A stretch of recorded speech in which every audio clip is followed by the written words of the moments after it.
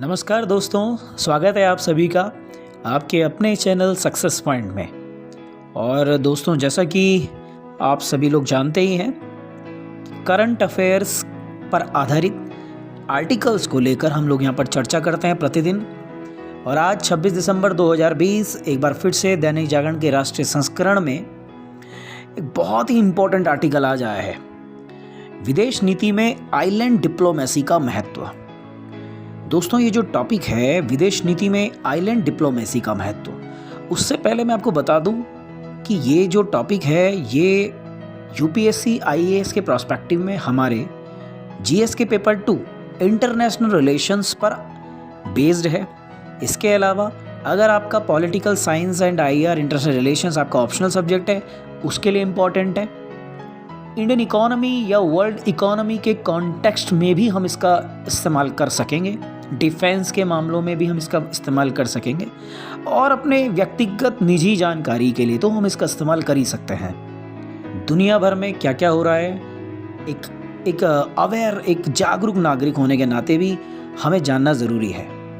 तो दुनिया भर की इम्पॉर्टेंट गतिविधियों में एक सबसे इम्पॉर्टेंट अंतर्राष्ट्रीय संबंधों में शब्द आता है डिप्लोमेसी। इसी को हिंदी में हम लोग कूटनीति के नाम से जानते हैं। तो अगर मैं कूटनीति को एक लाइन में परिभाषित करूं, डिफाइन करूं, तो हम यही कहते हैं कि किसी भी देश का अपने विदेश नीति के लक्ष्यों को हासिल करने की जो भी रीति, नीति, तौर तरीके इत्यादि को वो प्रयोग में लाते हैं, उसको डिप्लोमेसी कहा जाता है, यानी कूटनीति कहा जाता है। यानी किसी भी रूप में कोई भी राष्ट्र अपने विदेशी हितों को या अपने विदेश नीति के लक्ष्यों को, अपने राष्ट्रीय हितों को पूरा करने के लिए जो भी तौर तरीके अपनाता है वो डिप्लोमेसी का पार्ट होता है, डिप्लोमेसी का भाग होता है। तो उसी में हम लोग आज के इस आर्टिकल में आइलैंड डिप्लोमेसी की बात करेंगे कि आइलैंड डिप्लोमेसी क्या होती है, इसका महत्व क्या है, किस किस तरह से ये इम्पॉर्टेंट होती है, और भारत के संदर्भ में हम इसका आज जिक्र करेंगे। तो चलिए दोस्तों, शुरू करते हैं। और जैसा कि आप लोग देख ही रहे हैं, डॉक्टर विवेक ओझा जी हैं, विदेश मामलों के जानकार, काफ़ी अच्छा आर्टिकल फॉरेन अफेयर्स के इशू पर ये लिखते हैं। और आज के दैनिक जागरण में एक बार फिर से उनका ये आर्टिकल पब्लिश हुआ है। तो आइए जानने की कोशिश करते हैं कि आखिर उन्होंने अपने आर्टिकल में कैसे आइलैंड डिप्लोमेसी को समझाने का प्रयास किया है। तो okay, let's start. Okay friends, चलिए। हिंद महासागर के द्वीपीय देशों तक भारत की पहुंच के प्रयासों के पीछे कई सामरिक उद्देश्य काम कर रहे हैं। भारतीय विदेश मंत्री और राष्ट्रीय सुरक्षा सलाहकार यानी नेशनल सिक्योरिटी एडवाइजर की हालिया श्रीलंका व सेशेल्स की यात्रा इसी सोच का एक हिस्सा रही है।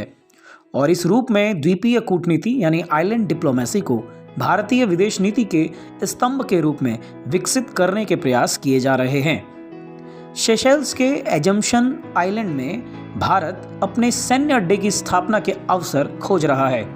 अब दोस्तों, यहाँ पर आपके लिए इम्पॉर्टेंट है कि आप वर्ल्ड के मैप में जाकर सेशेल्स आइलैंड को देखिए। इंडियन ओशन में मॉरिशस के जस्ट नीचे पे सेशेल्स आइलैंड होगा, आप उसको ज़रूर एक बार देखिए, मॉरिशस मालदीव के पास। और वहाँ पर चेक कीजिए एजम्पशन आइलैंड को, जहाँ पर भारत अपने सैन्य अड्डे की स्थापना के अवसर खोज रहा है। साथ ही अन्य द्वीपीय देशों में अपनी आर्थिक कूटनीतिक संलग्नता को भी बढ़ा रहा है। इसी क्रम में हाल ही में भारत के विदेश मंत्रालय द्वारा इंडो पैसिफिक डिवीजन के गठन के साथ ही द्वीपीय कूटनीति यानी आइलैंड डिप्लोमेसी को औपचारिक रूप दे दिया गया है। पिछले वर्ष भी भारत सरकार ने एक नए इंडियन ओशियन रीजन डिवीजन के गठन के साथ ही आइलैंड डिप्लोमेसी की नींव रख दी थी, जिसे इस वर्ष ठोस रूप देने में कोई कोर कसर नहीं छोड़ी जा रही है। इसके अंतर्गत श्रीलंका, मालदीव, मॉरिशस और सेशेल्स को एक साथ शामिल किया गया था और वर्ष 2019 में इस डिवीजन में विस्तार करके मेडागास्कर, कोमोरोस, रीयूनियन आइलैंड को भी शामिल कर लिया गया था। रीयूनियन आइलैंड पर फ्रांस का स्वामित्व है और हाल ही में संयुक्त अरब अमीरात यानी यूएई की अध्यक्षता में आयोजित इंडियन ओशियन रिम एसोसिएशन के काउंसिल ऑफ मिनिस्टर्स की वर्चुअल बैठक में भारत के समर्थन के साथ फ्रांस को इस एसोसिएशन का 23rd मेंबर बनाया गया है। यह भारत के द्वीपीय सुरक्षा और सागर विजन को मजबूत बनाने वाला एक इम्पॉर्टेंट महत्वपूर्ण कदम माना गया है। वर्ष 2015 में भारत के प्रधानमंत्री राष्ट्रीय सुरक्षा सलाहकार और विदेश मंत्री ने सेशेल्स की यात्रा की थी और 3 दशकों में किसी भारतीय नेता द्वारा इस क्षेत्र में की गई यह पहली यात्रा थी। प्रधानमंत्री नरेंद्र मोदी का मानना था कि इस क्षेत्र से बेहतर संबंध भारत की सुरक्षा और प्रगति के लिहाज से अहम हैं। लघुद्वीपीय विकासशील देश हिंद महासागर में कई एशियाई और गैर एशियाई नौसेनाओं के लॉजिस्टिक संस्थानों के रूप में विकसित होते देखे गए हैं। इन लघुद्वीपीय देशों में सेना व नौसेना के अड्डे समेत समुद्री अन्वेषण केंद्र यानी ओशियन इन्वेस्टिगेशन सेंटर खोलने की प्रवृत्ति देखी गई है। ऐसे द्वीपीय देशों में दक्षिण एशिया में श्रीलंका व मालदीव, इंडियन ओशियन यानी हिंद महासागर के तटीय क्षेत्रों में मेडागास्कर, कोमोरोस, रीयूनियन द्वीप, सेशेल्स, जिबूती आदि शामिल हैं। फ्रांस ने रीयूनियन द्वीप, अबू धाबी और जिबूती में अपने लॉजिस्टिक फैसिलिटी और अड्डे बना रखे हैं, जबकि चीन ने पाकिस्तान के ग्वादर, बांग्लादेश के चटगांव, म्यांमार के कोको आइलैंड, श्रीलंका के हम्बनटोटा, अफ्रीका के जिबूती और सेशेल्स में अपने अड्डे बना रखे हैं। वहीं अमेरिका ने जिबूती में अपना नौसैनिक अड्डा बना रखा है, नेवी बेस। अफ्रीका में अमेरिका का एकमात्र स्थायी अड्डा कैंप लेमोनियर जिबूती में ही स्थित है और यह जिबूती में चीन के अड्डे से कुछ ही दूरी पर है। जापान का भी जिबूती में एक नौसैनिक अड्डा है। स्ट्रिंग ऑफ पर्ल पॉलिसी के जरिए हिंद महासागर और दक्षिण एशिया में 9 सैनिक अड्डों को बनाने की चीनी होड़ ने भारत की तटीय सुरक्षा को यानी कोस्टल सिक्योरिटी को संवेदनशील बनाया है। भारत ने चीन की इस पॉलिसी को प्रतिसंतुलित यानी बैलेंस करने के लिए ऑस्ट्रेलिया, इंडोनेशिया, वियतनाम व खाड़ी सहयोग संगठन यानी गल्फ कोऑपरेशन ऑर्गेनाइजेशन के देशों से द्विपक्षीय संबंधों को मजबूती देने की कोशिशें की हैं, जिसे पूर्व विदेश सचिव ललित मान सिंह ने नेकलेस ऑफ डायमंड्स के रूप में निरूपित किया। तो याद रखिएगा दोस्तों, यहाँ पर एक इंपॉर्टेंट टर्म आया है बीच में, पर्ल्स ऑफ स्ट्रिंग यानी स्ट्रिंग ऑफ पर्ल। ये स्ट्रिंग ऑफ पर्ल चीन की पॉलिसी है। चीन अपनी स्ट्रिंग ऑफ पर्ल की पॉलिसी के माध्यम से हिंद महासागर में चारों तरफ से भारत को घेरने की नीति के अंतर्गत अपने नेवी बेस बना रहा है और हिंदुस्तान की सुरक्षा के लिए स्ट्रिंग ऑफ पर्ल को तोड़ना या उसका एक प्रति संतुलन यानी उसका अटैकिंग डिफेंसिव एक बहुत ज़रूरी भारत के लिए बन गया था। और उसी संदर्भ में बात की जा रही है जो पूर्व विदेश सचिव ललित मान सिंह ने कहा, नेकलेस ऑफ डायमंड्स। इसके अंतर्गत भारत भी जो है Australia, Indonesia, Vietnam, gulf countries के साथ इस प्रकार के संबंधों को बढ़ाकर वहाँ पर चीन के स्ट्रिंग ऑफ पर्ल को एक प्रकार से बैलेंस करने की पॉलिसी पर चल रहा है। तो इसको भी ज़रा आप लोगों को ध्यान देने की ज़रूरत है। तो दोस्तों आगे आर्टिकल कह रहा है भारतीय आइलैंड डिप्लोमेसी का स्तंभ क्या है, जो पोल्स हैं वो क्या हैं। भारत क्षेत्रीय संगठनों के जरिए क्षेत्रीय स्थिरता, एकीकरण व सामूहिक क्षेत्रीय विकास का लक्ष्य रखता है, परंतु कुछ क्षेत्रीय संगठनों से गठजोड़ कर भारत विशिष्ट लक्ष्यों की प्राप्ति करना चाहता है। Forum for India Pacific islands corporation, याद रखिएगा दोस्तों, again forum for India Pacific islands corporation यानी फिपिक इसी प्रकार का संगठन है जिसका गठन विशेष उद्देश्यों की प्राप्ति के लिए किया गया है। प्रशांत महासागर क्षेत्र में समुद्री व्यापारिक मार्गों की स्वतंत्रता, समुद्री डकैती से सुरक्षा, ग्लोबल वार्मिंग और जलवायु परिवर्तन से द्वीपों के अस्तित्व पर बढ़ता खतरा, मत्स्य और अन्य संसाधनों की होड़, प्लास्टिक प्रदूषण, तेल रिसाव से समुद्री जैव विविधता का क्षरण, प्रवाल भित्ति से बने द्वीपों पर बढ़ रहे खतरों से निपटने के दृष्टिकोण से फिपिक की भूमिका महत्वपूर्ण भूमिका है। इसका गठन भारत के नेतृत्व में प्रशांत महासागर के द्वीपीय देशों के साथ संबंधों को मजबूती देने के लिए 2014 में किया गया था। इसे भारत की आइलैंड डिप्लोमेसी के एक मजबूत उपकरण के रूप में विकसित किया जा रहा है। इसमें 14 देश हैं, जिसमें भारत को छोड़ सभी प्रशांत महासागर के द्वीपीय देश हैं, यानी एक इंडिया हो गया और बाकी 13 देश पैसिफिक ओशन के आइलैंड कंट्रीज हैं। इस संगठन के देश यद्यपि सापेक्षिक रूप से छोटे भू क्षेत्र वाले देश हैं, लेकिन इनका आर्थिक क्षेत्र व्यापक है। इस कारण भारत इनके साथ मिलकर महासागरीय अर्थव्यवस्था या ब्लू इकोनॉमी के विकास के लिए कार्य कर सकता है। भारत की प्रशांत क्षेत्र में संलग्नता बढ़ाने के लिए इसे प्रधानमंत्री की महासागरीय कूटनीति यानी ओशियनिक डिप्लोमेसी के रूप में भी देखा गया है। अब हम बात करते हैं दोस्तों कि प्रशांत द्वीपीय देशों में जो कारोबार है यानी जो पैसिफिक ओशियन के आइलैंड कंट्रीज हैं उनमें भारत का बिजनेस का क्या इशू है। तो आइए चलते हैं यहाँ पर। वर्ष 2014-15 में प्रशांत द्वीपीय देशों और भारत के मध्य वार्षिक स्तर पर कुल व्यापार $30 करोड़ का था, जिसमें से भारत का इन देशों में निर्यात $20 करोड़ और आयात $10 करोड़ का था। वर्ष 2014 में इस संगठन के गठन के समय भारत ने इन देशों को जलवायु परिवर्तन के अनुकूलन व स्वच्छ ऊर्जा संवर्धन हेतु $10 लाख की राशि वाले विशेष कोष का गठन करने और भारत में इन देशों के लिए व्यापार कार्यालय खोलने पर बल दिया था। शासन अध्यक्षों यानी कंट्री प्रमुख जो होते हैं, कंट्री हेड के स्तर पर दूसरे समिट में फिपिक सदस्य देशों ने संयुक्त राष्ट्र सुधार और सुरक्षा परिषद में भारत की स्थायी सदस्यता की उम्मीदवारी का मजबूत समर्थन किया।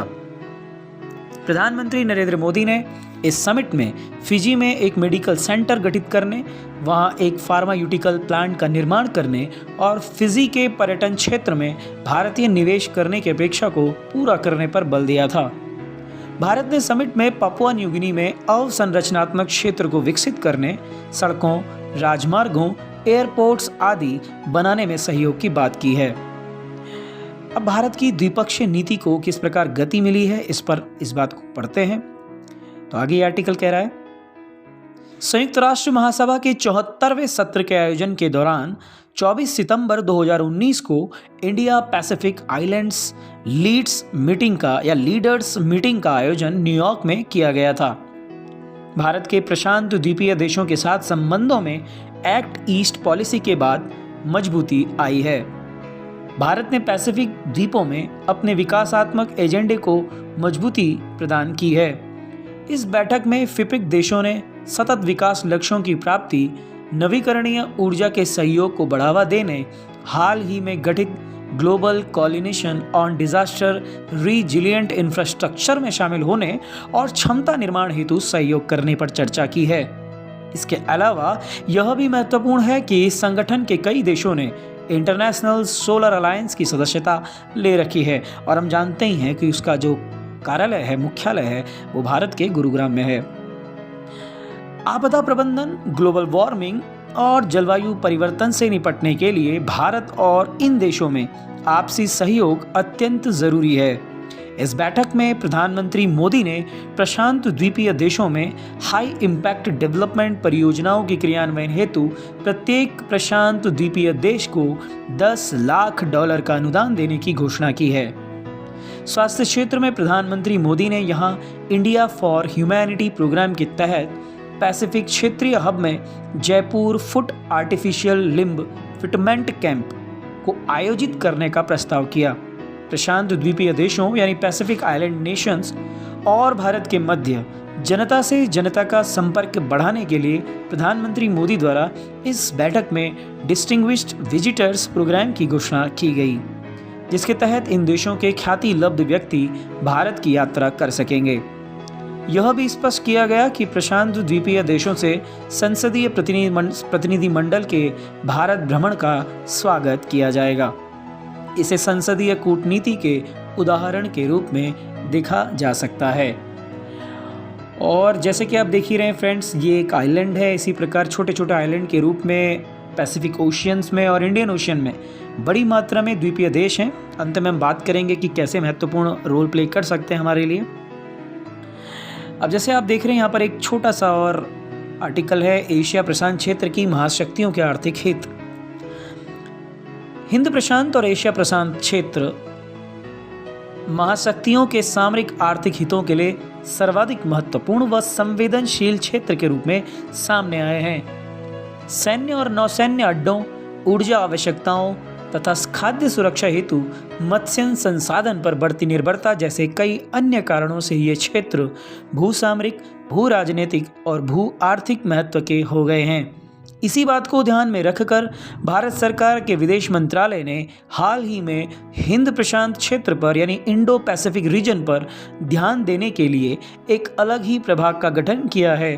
इसे ओशनिया डिवीजन नाम दिया गया है।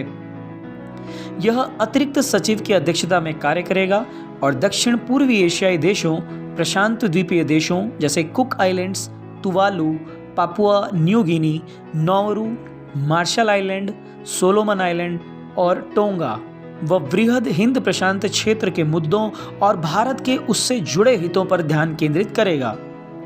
इसके साथ ही भारत द्वारा इंडो पैसिफिक व आसियान नीति को एक एकल यूनिट के अंतर्गत लाया गया है। इसे चीन से निपटने का भी कारगर उपाय माना जा रहा है। बीते दिनों चीन को हिंद महासागरीय क्षेत्र, एशिया प्रशांत क्षेत्र और हिंद प्रशांत क्षेत्र के देशों को अपने प्रभाव में लेने के लिए सक्रिय होते पाया गया है। ऐसे में भारत का ओशनिया डिवीज़न इन सभी क्षेत्रों को एकीकृत रूप से देखते हुए भारत के हितों के लिए नीतिगत निर्णय ले सकेगा। इस निर्णय के जरिए भारत प्रशांत द्वीपीय देशों से लेकर अंडमान सागर और चीन द्वारा सामरिक रूप से महत्वपूर्ण समझे जाने वाले क्षेत्रों को समान महत्व वाले स्थलों के रूप में देखेगा। इस नए डिवीजन में ऑस्ट्रेलिया व न्यूजीलैंड के साथ संबंधों पर विशेष बल दिए जाने का निर्णय लिया गया है। क्वाड में ऑस्ट्रेलिया की भूमिका और प्रभाव को देखते हुए ऐसा किया जाना स्वाभाविक भी था। क्वाड सुरक्षा समूह के सदस्य देशों अमेरिका, जापान, भारत और ऑस्ट्रेलिया के विदेश मंत्रियों की बैठक इंडो पैसिफिक क्षेत्र की सुरक्षा को लेकर हो चुकी है। इस प्लेटफॉर्म को भी भारत अपने आइलैंड डिप्लोमेसी का हिस्सा मानता है। ओशनिया डिवीज़न को इंडो पैसिफिक क्षेत्र के संबंध में एक नई नीतिगत प्राथमिकता के आधार पर सृजित किया गया है। तो फ्रेंड्स, इस तरह से ये जो आर्टिकल हम लोगों ने अभी देखा, बहुत ही बेहतरीन आइलैंड डिप्लोमेसी को स्पष्ट किया है विवेक ओझा जी ने। दोस्तों, इस बात को हमें गंभीरता के साथ समझना ज़रूरी है कि बड़े बड़े देश और बड़े बड़े देशों के साथ हमारे संबंध, भारत के संबंध बहुत अच्छी दिशा में बढ़ रहे हैं। दुनिया के जितने भी ताकतवर मुल्क यानी दुनिया की जितनी भी आर्थिक महाशक्तियां हैं, उन सभी के साथ भारत के संबंध राजनीतिक, आर्थिक, सामरिक, रणनीतिक सभी क्षेत्रों में बहुत तेज़ी के साथ बढ़ रहे हैं। लेकिन जिस प्रकार से चीन भारत के लिए और न सिर्फ भारत बल्कि सारी दुनिया के लिए चुनौती बनकर उभर रहा है और चीन की उन्नति दुनिया के कई देशों के लिए एक प्रकार खतरा जिसे कह सकते हैं पैदा जैसे हालात हो, यानी चीन जैसे जैसे उन्नति करेगा दुनिया के कई देशों को उससे तकलीफ़ें, दिक्कतें वो देगा। इस तरह की भविष्य की संभावनाओं के मद्देनज़र भारत को अपनी सुरक्षा को और कड़ा करना ज़रूरी है। और हम जानते ही हैं कि भारत का जो दक्षिणी भूभाग है, जो 3 ओर से समुद्री तटों से घिरा है, 7,500 किलोमीटर से लंबी तट रेखा भारत की समुद्री सीमा जो है वो अगल बगल के आइलैंड कंट्रीज़ में चीन जिस प्रकार से चारों तरफ अपने नौसैनिक अड्डे यानी नेवी बेस तैयार कर रहा है, वो भारत की तटीय सुरक्षा पर एक बहुत बड़ा प्रश्न चिन्ह भी है। इसलिए भारत सरकार के लिए ज़रूरी है कि हिंद महासागर में असली नेतृत्व भारत ही करे। इसके लिए ज़रूरी है कि जितने भी आइलैंड्स हैं, छोटे छोटे आइलैंड कंट्रीज़ हैं, वो चाहे पैसिफिक ओशन में है, साउथ चाइना सी में है, वो चाहे इंडियन ओशन में है, इस पूरे रीजन में भारत उन सभी आइलैंड कंट्रीज़ के साथ एक अच्छे संबंध स्थापित करे। और वैसे भी भारत के लिए संबंधों को सुधारना, संबंधों को बनाना, उन देशों के साथ और करीबी संबंध बनाना, ये उन देशों के हित में भी रहेगा, क्योंकि चीन ऋण देकर उन देशों में अपने नेवी बेस बना तो रहा है, लेकिन दीर्घकाल में भविष्य के लिए ये उन आइलैंड कंट्रीज़ की संप्रभुता पर एक बहुत बड़ा प्रश्न चिन्ह होगा।